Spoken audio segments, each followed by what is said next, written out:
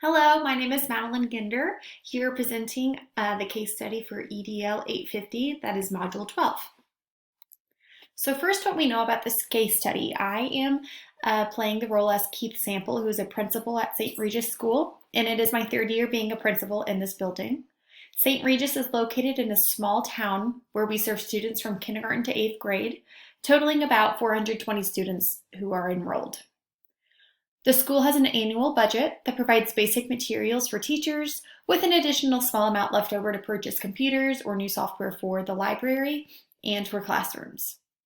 Mrs. Lynn, who is our media specialist, has been asked by many teachers to burn CD copies of a new software our PTA had purchased for our classrooms. Mrs. Lynn agreed to do this and feels it is the most cost-effective way to go about sharing the software. However, Mrs. Brandon, a third grade teacher, she feels uneasy about this as it violates copyright laws, and she shares these concerns with Mr. Sample. Mr. Sample has a conversation with Mrs. Lynn about how she is violating copyright laws and there may be consequences for this. Mrs. Lynn was unhappy that I was trying to shut down her cost-effective solution.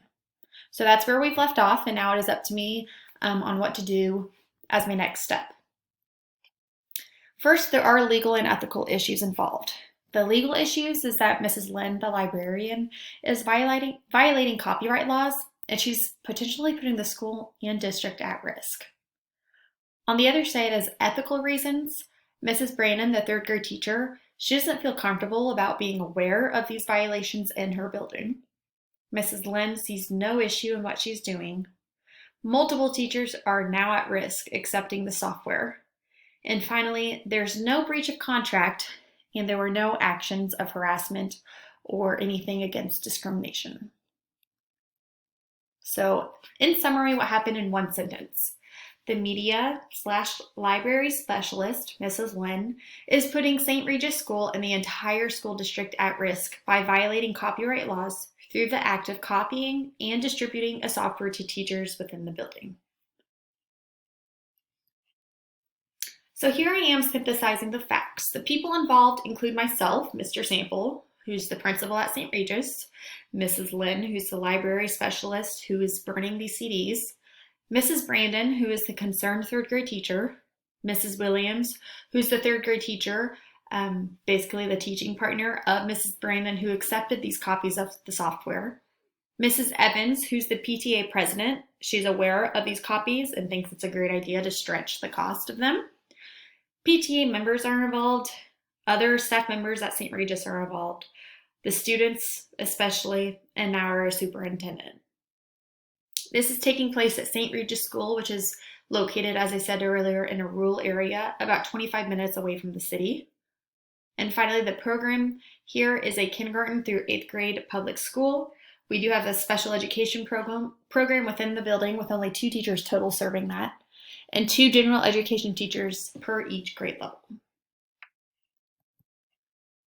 Finally, it's time to review and prioritize the information I've collected.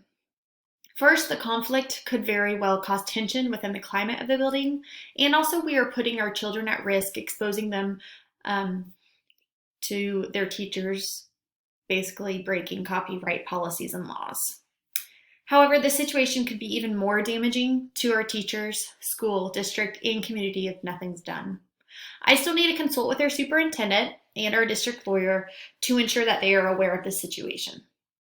The PTA president, especially since she was a part of the situation with Mrs. Lynn, and their members will need to be informed about the situation. My goal is to learn more about the software programs, the pricing of it, and I hope to come up with a solution to purchase these copies. Personally, I feel it's best to be transparent and address the situation amongst everyone involved. Finally, it is necessary for me to evaluate and implement a legal and safe solution where we can supply these softwares into the classroom without doing so illegally. I do know enough about this situation to make an appropriate decision. However, I would also like to get some advice and input from our superintendent and district lawyer before moving forward. Though I've served 3 years in this building, I do like to get advice from kind of the upper ups just to see how to handle this as best as I can without upsetting anyone. So here are my 3 options that can go about with this situation. The first option is to completely ignore the situation, do absolutely nothing. I would continue to allow Mrs. Lynn to make these copies of the software illegally for our staff. The second option is to first alert my superintendent about the situation and also immediately have Mrs. Lynn stop copying the software and collect and destroy any illegal copies. Finally, I'll have the district superintendent and lawyer take control of the situation and let them decide on what legal action should happen now. The final option is to immediately ask Mrs. Lynn to collect and destroy the illegally burned copies of the software. I will also communicate with the district superintendent about the incident, and I will request a meeting to discuss further steps that need to take place. Next, I will ensure that my staff receives a professional development opportunity to learn more about copyright laws and our district policies. Finally, our PTA, the superintendent, and teachers will brainstorm together ways we can maybe raise money or provide or receive funding to legally purchase the software if we feel it is helping our students learn. So to evaluate my options, with number 1 of doing nothing, we have a pro of continuing these positive relationships in my building with the community free of charge. However, we have some cons, such as my staff members not being honest, law-abiding role models for our students.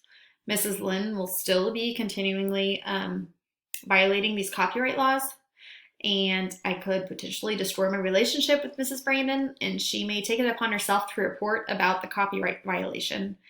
And another con would be that I put my teachers, school, and district at risk of maybe getting sued.